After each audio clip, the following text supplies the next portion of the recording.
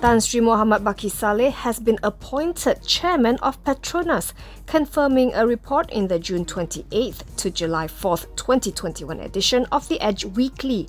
The Prime Minister's office said in a statement today, Mohd Bakke will take over the chairmanship of the national oil company from long-time Petronas man Tan Sri Ahmad Nizam Salleh, who has been appointed chairman of real estate investment holding company Pelaburan Hartanah. Both appointments will be made effective on August 1st. According to the statement, the government is continuing the program to transform government-linked companies to remain steadfast and ready to face the post-COVID-19 recovery phase in the new normal. It said that the changes will be implemented from time to time.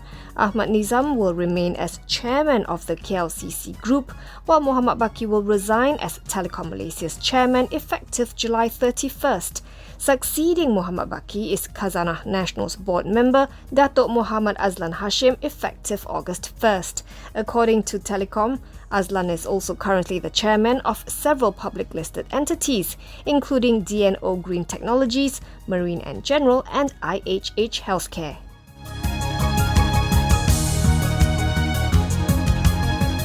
The Kuala Lumpur High Court has turned down an application to issue a court order to compel the prosecution to supply documents to Dato Sri Najibs' defence team as part of his discovery application on Goldman Sachs-related matters and items in his 1MDB tenor criminal trial.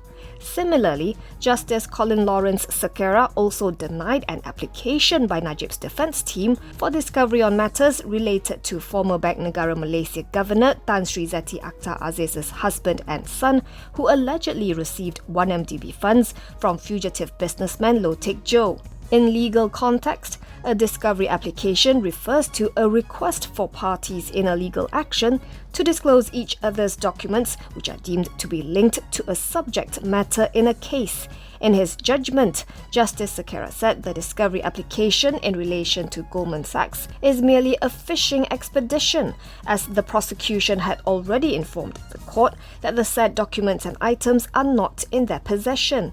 As for the application for documents related to Zeti's family, the judge said the documents are irrelevant to Najib's defence and that the bid amounts to a collateral attack against her.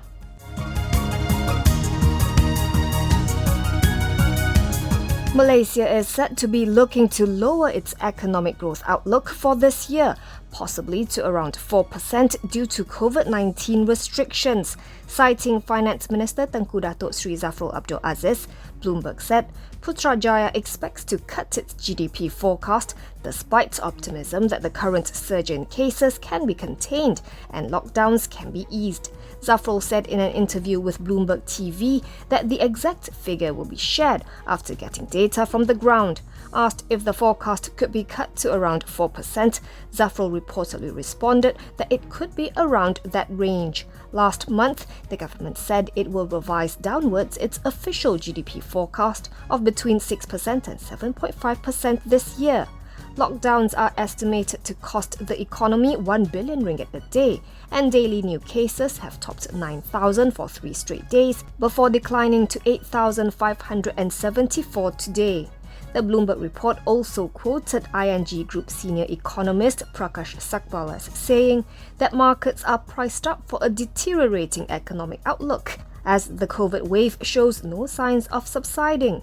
Further dampening sentiment now, he said, is the elevated political uncertainty. Last week, he cut his 2021 GDP growth forecast for Malaysia to 4.4% from 5.3%. The benchmark composite slipped 0.51% today to 1,512.89.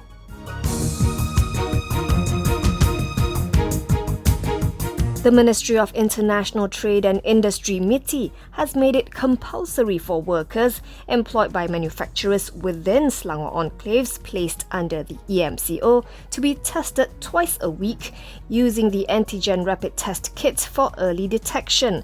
This will also help ensure that only workers who have been confirmed to have tested negative are allowed to be present at the workplace. MITI Minister Dato Sri Mohd Azlan Hashim said in a Facebook post today that the ministry's directive, which has been effective since last Wednesday, aims to impose stricter operating criteria for factories within Selangor's EMCO territories to curb the spread of the pandemic. Employers will be responsible for the entire screening cost. He urged employers not to take advantage of the chances given by MITI with regard to standard operating procedures implemented by the government to curb the spread of the COVID-19 pandemic at workplaces. Mohammed Azlan said it is regrettable that many employers have not abided by these guidelines and that many have taken the matter lightly.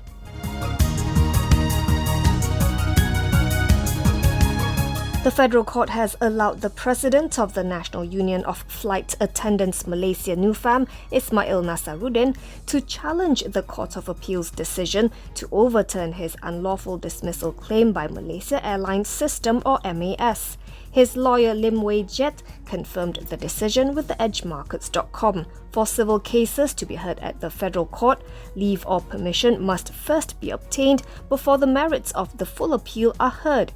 Last year, the Industrial Court awarded Ismail RM211,444.56 in damages after the High Court ruled that Ismail was unlawfully dismissed by MAS, following comments he made to The Sun in 2013 over concerns of workers in relation to claims of overwork, underpayment of salaries, and health and safety issues due to MAS's fleet realignment exercise and weight loss exercise. He also called for the resignation of then CEO Ahmad Jauhari Yahya. However, last October, the Court of Appeal overturned the High Court's decision and ruled that there were other means at Ismail's disposal besides going to the press.